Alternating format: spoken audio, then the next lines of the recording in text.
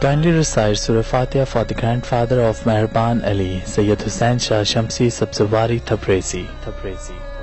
40 हिजरी का जब रमजान अपने इख्तिताम को जाता रहा तो इमाम अली अलैहिस्सलाम बार बार फरमाते रहे, पूछो जो पूछना चाहते हो, क्योंकि अन करीब तुम अपनी नजरों से मुझे देख नहीं पाओगे। फिर बार बार रोते रहोगे कि काश आज अली होते, उससे हम ये सवाल पूछते।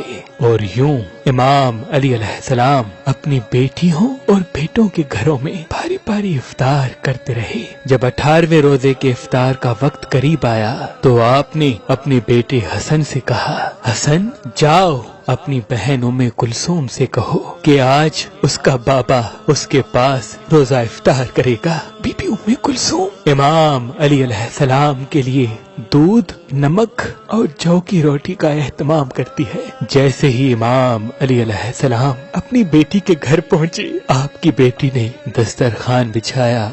इफ्तार का वक्त करीब आने लगा। इमाम अली अलैहिस्सलाम जैसे ही दस्तरखान पे बैठे तो आप अपनी बेटी को देख के फरमाने लगे, ऐ मेरी बेटी कुलसूम, क्या तुमने कभी देखा है कि तुम्हारे बाबा के दस्तरखान पे एक ताम से ज्यादा ताम मौजूद हो? ये 3-3 ताम क्यों रखे हैं? ऐ कुलसूम, इस जमीन पे सैकड़ों ऐसे अल्लाह के बंदे रहते हैं जो एक ताम भी पेट भर के नहीं खाते, और मैं उनका इमाम 3-3 ताम खाऊं। इनमें से 2 ताम उठाओ और किसी मुस्तहिक को दे दो।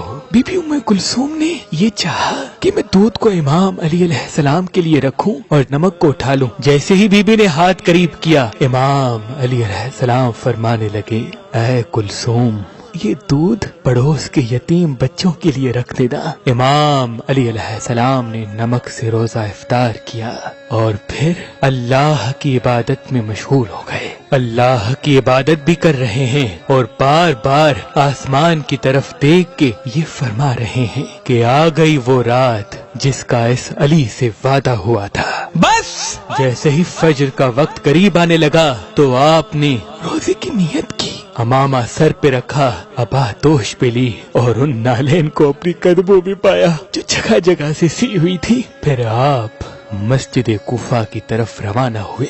आपके घर में जितने परिंदे मौजूद थे वो आपके कदमों में लिपट गए और अपनी अपनी जबान में कहने लगे, ऐ मौला है तुराब, रुक जाएं। इमाम अली अलैहिस्सलाम अपने वादे को निभाने के लिए मस्जिद की तरफ रवाना हुए।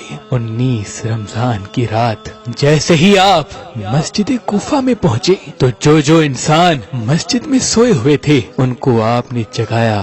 उनमें आपका कातिल अब्दुर्रहमान इब्ने मुलजिम भी था। उसने जैसे ही इमाम अली अलैहिस्सलाम को देखा तो इमाम अली अलैहिस्सलाम ने फरमाया, फजर के वक्त अल्लाह के घर में सोना अल्लाह को पसंद नहीं, उठो और अपने फैल को अंजाम दो। ये कह के आप मेहराब की तरफ रवाना हो गए और अजान देने लगे। आपकी आखिरी अजान जैसे ही कूफे की गलियों में गूंजी तो एक कोहराम बरपा हो गया। हर कोई रोने लगा कि आज ही आसमान का रुख कुछ अजीब लग रहा है। इमाम अली अलैहिस्सलाम बाद अजान जैसे ही अल्लाह की इबादत के लिए मुसल्ले पे पहुँचे, क़याम किया, रुकू किया, सजदे में गए तो अब्दुर्रहमान इब्ने मुलजिम जो अपने साथ एक तलवार छुपा के आया था जो जहर में डूबी हुई थी, आप जैसे ही सजदे में गए तो उस मलऊन ने सजदे की हालत में आप पे वार कर दिया। बस जैसे ही आपके सर पे उस ज़र्ब का लगना था आपने फरमाया, फुस्तो बिरब्बिल काबा,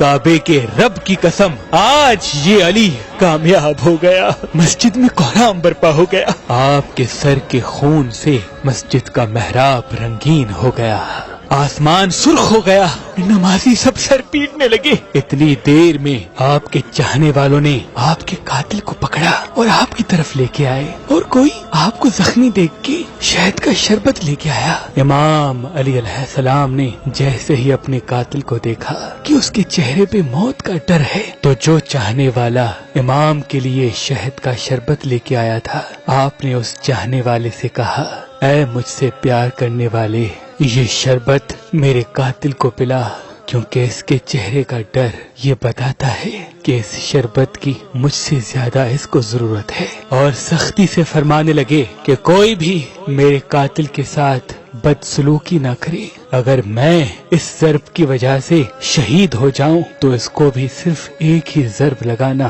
اگر ایک ضرب سے یہ بچ جائے تو اس کو آزاد کر دینا، اگر اس ایک ضرب سے یہ مر جائے تو میرے قاتل کے جسم کی بے حرمتی نہ کرنا، اس کے غسل و کفن کا اہتمام کرنا، اس کے جسم کے حصے نہ کاٹنا، کیونکہ میں نے اللہ کے رسول سے سنا کہ اللہ ایسے انسان پہ لعنت کرتا ہے جو مرے ہوئے انسان کے جسم کے حصے کاٹ کر اس کی توہین کرتے ہیں۔ پھر آپ فرمانے لگے، حسن آؤ نماز پڑھاؤ۔ امام حسن علیہ السلام نے نماز فجر پڑھائی اور پھر امام علی علیہ السلام کو اپنے گھر کی طرف لے کے جانے لگے۔ آپ کے مقدس خون سے آپ کی سفید داڑھی سرخ ہو چکی تھی اور زہر میں ڈوبی ہوئی تلوار کا زہر آپ کے جسم میں پھیلنے لگا تھا۔ امام علی علیہ السلام جیسے ہی اپنے چاہنے والوں کے ساتھ اپنے گھر کے قریب پہنچے تو آپ نے فرمایا، عباس، حسن، حسین، میرے چاہنے والوں کو کہو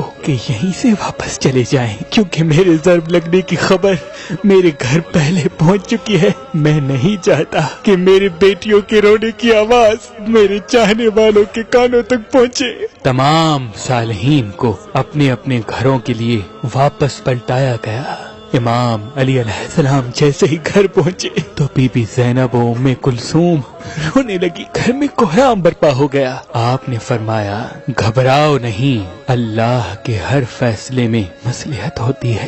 بس آپ بستر بیماری پہ آئے، طبیب نے دیکھا تو رو رو کے فرمانے لگے کہ امام علی علیہ السلام کے جسم مبارک میں زہر پھیل چکا ہے، جتنا ہو سکے امام علی علیہ السلام کو دودھ پلائیں۔ یہ بات جیسے ہی کوفے کی گلیوں تک پہنچی تو ننھے ننھے یتیم بچے اپنے ہاتھوں میں دودھ لیے امام علی علیہ السلام کے دروازے تک پہنچے اور کہنے لگے، یا حسن، یا حسین، ہمارے امام کو ہمارے حصے کا دودھ پلائیں، ہم ایک مرتبہ یتیم ہو چکے ہیں، دوسری مرتبہ نہیں ہونا چاہتے۔ آپ بستر بیماری پہ بھی مسلسل اللہ کا ذکر کرتے رہے۔ جیسے ہی 19 کا دن گزرا اور 20 رمضان کی رات آئی، آپ نے فرمایا کہ اب میرے حجرے میں کوئی بھی نہیں آئے، کیونکہ اس دنیا کے جنات میری زیارت کو آنے ہیں۔ جب 20 رمضان کا دن طلوع ہوا تو آپ نے فرمایا، حسن جاؤ میرے چاہنے والوں کو بلاؤ۔ جیسے ہی آپ کے چاہنے والے آپ کے قریب پہنچے، وہ دیکھیں امام علی علیہ السلام کا چہرہ مبارک پورے جسم میں زہر پھیلنے کی وجہ سے زرد ہو چکا ہے۔ آپ نے فرمایا، پوچھو، آج بھی علی تمہارے ساتھ ہے، میں زمین کے رستوں سے زیادہ آسمانوں کے رستے جانتا ہوں، پوچھ لو، کیونکہ جب تم اپنی آنکھوں سے مجھے نہیں دیکھ پاؤ گے تو بار بار پچھتاؤ گے کہ کاش کچھ اور پوچھ لیتے۔ آپ کے عقیدت مند زارقطع رونے لگے۔ کسی نے آپ سے سوال کیا، کسی نے آپ سے جواب لیا، کوئی صرف آپ کی زیارت کرتا رہا۔ جب سارے لوگ چلے گئے تو پھر آپ نے فرمایا، حسن ہمارے پورے خاندان کو جمع کرو۔ جب سارے خاندان کے افراد آ گئے، آپ فرمانے لگے، اب اس خاندان کا وارث حسن ابن علی ہے، جو حسن کہے وہ تم سب ماننا۔ اور امام حسن سے فرمایا، اے میرے بیٹے حسن، اپنے نانا کی صلح حدیبیہ کو یاد رکھنا، جہاں تک ہو سکے انسانوں میں امن اور محبت کا خیال رکھنا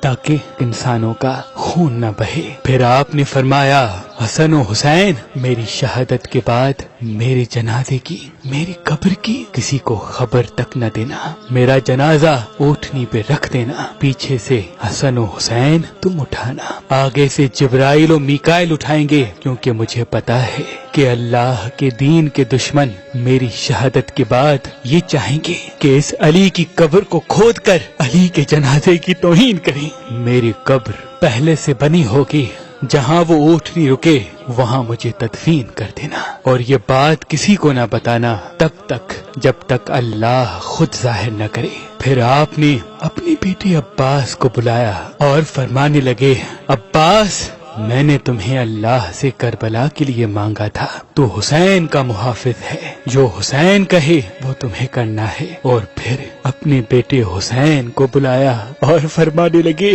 حسین، تمہاری شہادت کی خبر تمہارے نانا نے تمہاری پیدائش کے وقت ہی سنا دی تھی۔ حسین، تمہیں کرب و بلا میں 3 دن کا بھوکا پیاسا رکھ کے قتل کیا جائے گا، تمہارے بچوں کو، بھائیوں کو، ساتھیوں کو تمہارے سامنے ہی مارا جائے گا۔ حسین، حسین، تمہاری لاش پہ گھوڑے دوڑائے جائیں گے، تمہاری شہادت کے بعد میری بیٹیوں کو، تمہاری بہنوں کو، ہمارے گھر کی عورتوں کو اسی کوفے اور شام میں پھرایا جائے گا، ان کو پتھر مارے جائیں گے۔ حسین، جب تمہارا آخری وقت ہو اور الوداع کہنے بیبیوں کے خیمے میں آؤ تو اپنی بہنوں کے بازو چوم کے یہ کہنا کہ بابا نے کہا تھا کہ اسلام کے لیے ہر غم سہنا اور اسلام کے پرچم کو ہمیشہ بلند رکھنا، ہر موڑ پہ اللہ کے رسول کی نبوت کی گواہی دینا۔